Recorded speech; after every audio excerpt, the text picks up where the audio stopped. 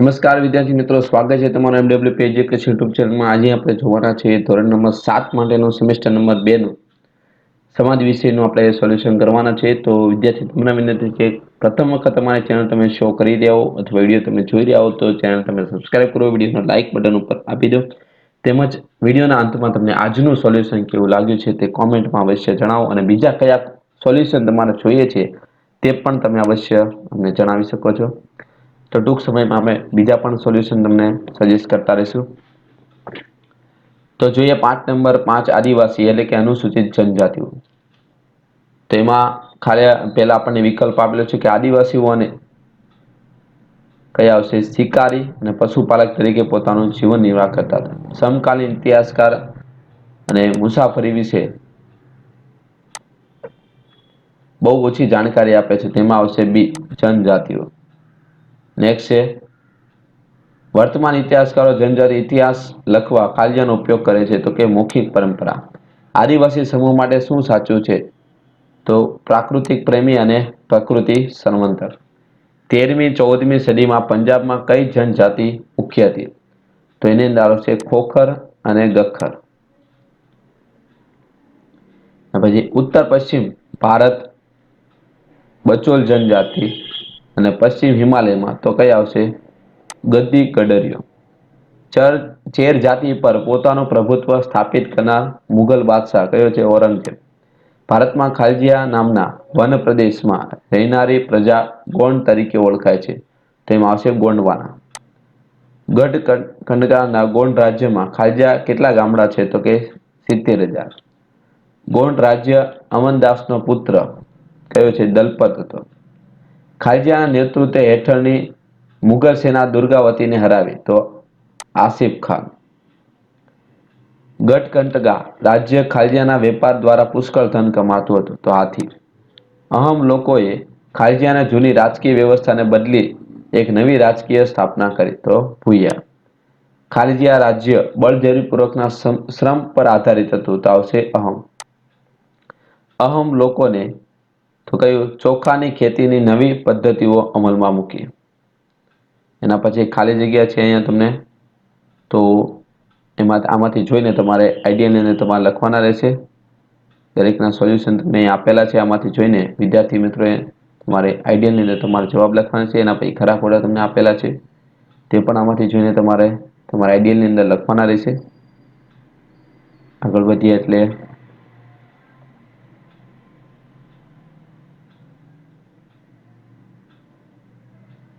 એક બે વાક્યમાં તમને ઉત્તર આપેલા છે। એમાં પહેલું છે અનુસૂચિત જનજાતિ એટલે શું? તો કે ભારતના બંધારણમાં પરંપરાગત સંસ્કૃતિનું રક્ષણ કરતી વિશિષ્ટ આદિવાસી જાતિઓનું અનુસૂચિમાં સામેલ કરેલ છે, અને આ જાતિઓને અનુસૂચિત જનજાતિ તરીકે ઓળખાય। બીજું છે ભારતમાં આદિવાસીઓએ કઈ બાબતમાં પોતાની આગવી ઓળખ ઊભી કરી છે? તો વિવિધ ઉત્સવો, રૂઢિ પરંપરાઓ, ખોરાક, પહેરવેશ, બોલી, ચિત્ર, સંગીત, નૃત્ય કલાઓ, આ બધી બાબતમાં। એના પછી આદિવાસીઓ પર સૌથી વધુ અસર કરતા પરિબળ કયા છે? તો કે જંગલ અને પ્રકૃતિ આદિવાસીના જીવન ઉપર સૌથી વધુ અસર કરતા પરિબળ છે। સામાન્ય રીતે આદિવાસી ક્યાં નિવાસ કરતા હતા? તો આવશે જંગલો, પહાડ, રણ, દુર્ગમ જગ્યા ઉપર। જનજાતિ સમુદાય શેમાં શ્રદ્ધા ધરાવે છે? તો જનજાતિ સમુદાય પ્રકૃતિ તત્વ અને જુદા સ્વરૂપે દેવી દેવતાઓમાં શ્રદ્ધા ધરાવે છે। કયા કારણોને લીધે નવા કલા કૌશલ્ય ધરાવતા લોકોની આવશ્યકતા ઊભી થઈ? તો બદલાતી અર્થવ્યવસ્થા અને સમાજની જરૂરિયાતો વધતા નવા કલા કૌશલ્ય ધરાવતા લોકોની આવશ્યકતા ઊભી થઈ। ભારતના ઉત્તર પૂર્વ ભાગમાં કઈ જનજાતિનું પ્રભુત્વ હતું? તો નાગા, કુકી, મિઝો અને અહોમ। મુંડા અને સંથાલ જનજાતિના લોકો ક્યાં રહેતા હતા? તો કે બિહારમાં, ઝારખંડ ઉપરાંત ઓડિશા અને બંગાળમાં। ભીલ સરદારોના રજવાડા ક્યાં હતા? તો કે ગુજરાત અને મધ્યપ્રદેશમાં। હાલમાં ગોંડ જનજાતિ ક્યાં વધુ વસેલી છે? છત્તીસગઢ, મધ્યપ્રદેશ, મહારાષ્ટ્ર અને આંધ્રપ્રદેશમાં। આગળ વધીએ એટલે 11મો, ગોંડ જનજાતિના દલપતે કોની જોડે લગ્ન કર્યા હતા? તો દલપતે મહોબના ચંદેલ રાજપૂત રાજાની પુત્રી દુર્ગાવતી સાથે લગ્ન કર્યા। અહમ લોકો ક્યાં વસ્યા હતા? તો કે અસમની બ્રહ્મપુત્ર નદીના ખીણના વિસ્તારમાં। પાઈક કોને કહેવાય છે? તો કે અહમ રાજ્યના જે લોકો પાસે રાજ્ય માટે બળજબરીથી કામ કરાવાતું હતું તે લોકોને પાઈક કહેવાતા.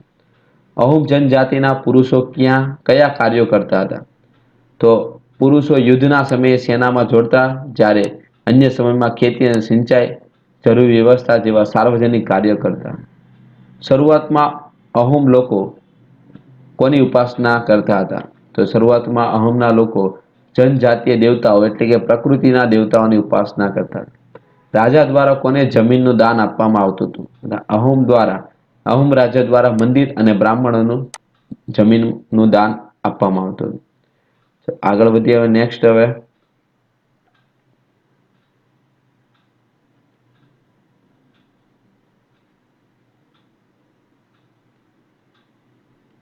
એના પછી તમને ઊંધા ઉત્તર આપેલા છે.